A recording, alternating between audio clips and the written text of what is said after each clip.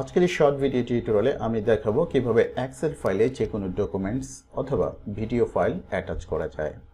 আমি শরীফুজ্জামান, আশা করছি এই শর্ট ভিডিও টিউটোরিয়ালটি দেখার জন্য আমার সাথেই থাকবেন। তাহলে চলুন শুরু করা যাক।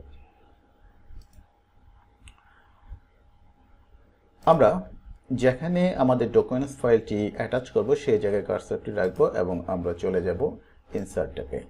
ইনসার্ট ট্যাবের আন্ডারে রয়েছে ট্যাগস এবং তার আন্ডারে রয়েছে অবজেক্টস। এখন আমরা ক্লিক করব ক্রিয়েট ফ্রম ফাইল।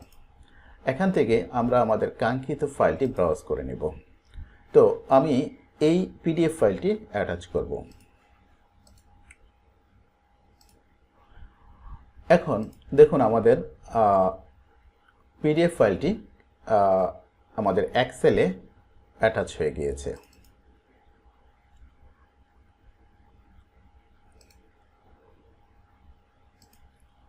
একইভাবে আমরা আমাদের এক্সেল ফাইলে যে কোনো ধরনের ভিডিও ফাইলও অ্যাটাচ করতে পারি। তো আমাদের ভিডিও ফাইল অ্যাটাচ করার জন্য একই প্রসেস আমরা অনুসরণ করব।